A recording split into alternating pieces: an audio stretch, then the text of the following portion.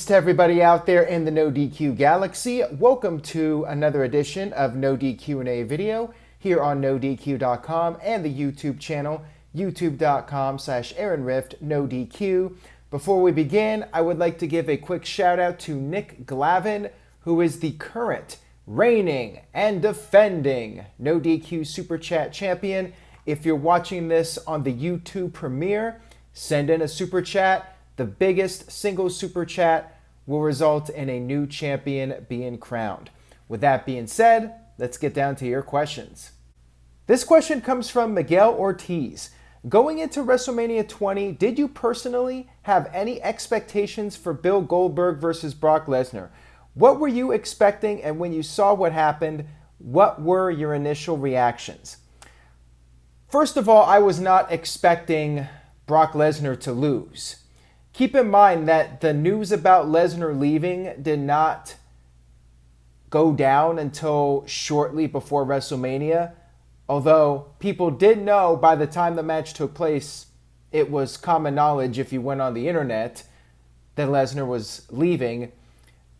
For the month or so building up to that match, I thought Bill Goldberg's leaving. It'll probably be this crazy brawl and Brock Lesnar will go over. But of course, everything changed with Lesnar deciding to take his ball and go home. The decision was made to have Goldberg go over instead. And when I watched it on television, I was a little surprised by how much the crowd had turned on both guys. Like, I was not expecting that. I was not expecting the fans to just boo the match out of the building. And unfortunately, those guys, for whatever reason, maybe they were not motivated, maybe they were thrown off by the crowd. They just did not have that intense fight that you were really hoping for. And the crowd was more invested than Steve Austin than the other two. So it was tough for everybody that night. And it was one of the more interesting matches to watch in wrestling history, and arguably one of the most disappointing matches in wrestling history as well. This question comes from the anime fans.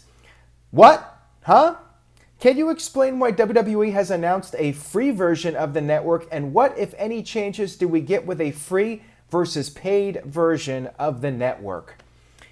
I believe the eventual plan in WWE is to have a tiered system. You have the free version of the network, which is designed to keep your casual viewers invested in WWE programming, keep them around with the hope that maybe you can turn them into paying customers again.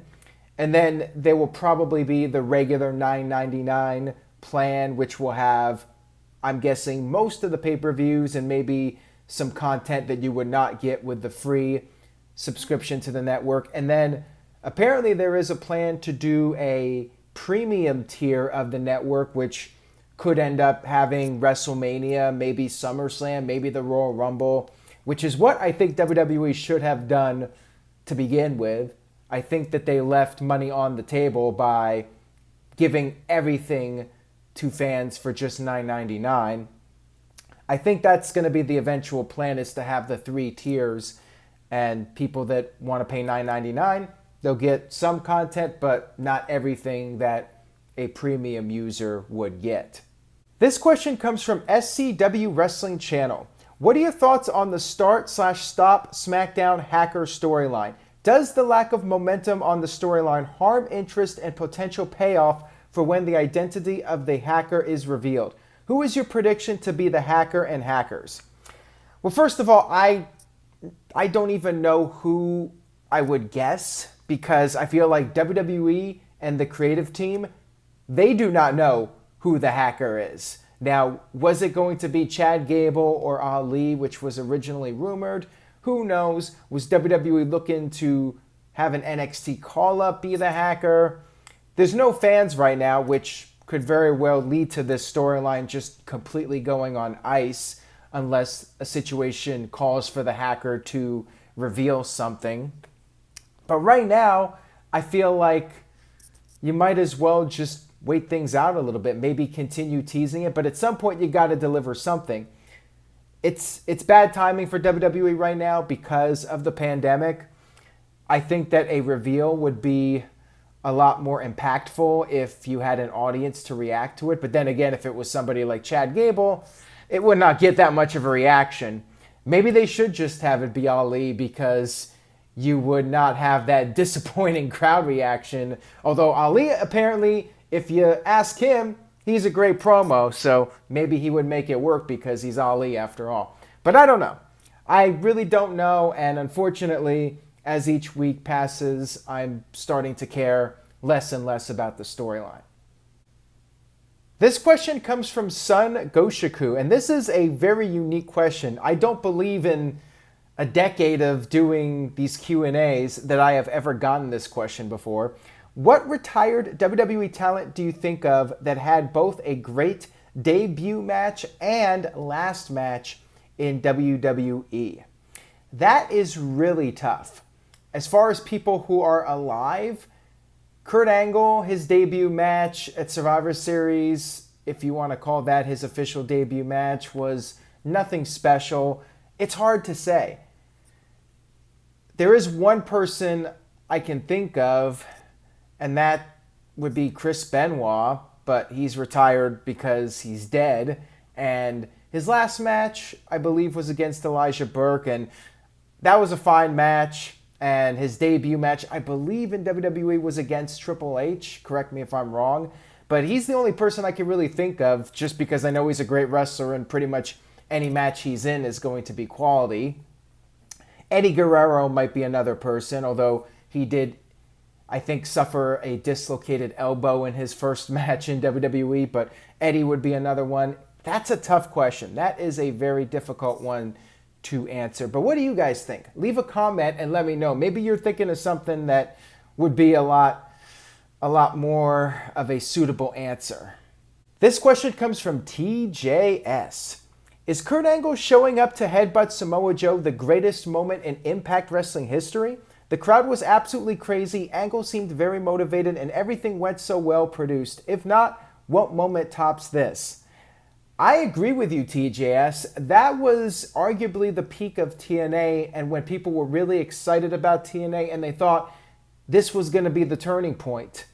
No pun intended, because TNA has the pay-per-view. That was when people were very excited about the future and what Kurt Angle could do for TNA. And that headbutt was just an awesome angle to set up that match. And that was, at the time, considered to be a dream match. Samoa Joe was on the rise, and Kurt Angle, fresh off of WWE, still had the name value. That was a very exciting time to be a fan of the TNA product. So for me, that was probably legitimately the biggest moment in Impact as far as building an angle up for a match that I can think of personally. This question comes from DJ Whitey. What's up, Aaron? Hope you guys are staying clean and safe up there in Michigan.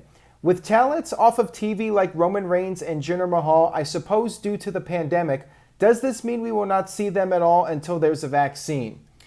Jinder Mahal was already back on WWE TV a few weeks ago. As far as Roman Reigns goes, I think the odds are we are not going to see Roman on TV for a long time until there's a vaccine.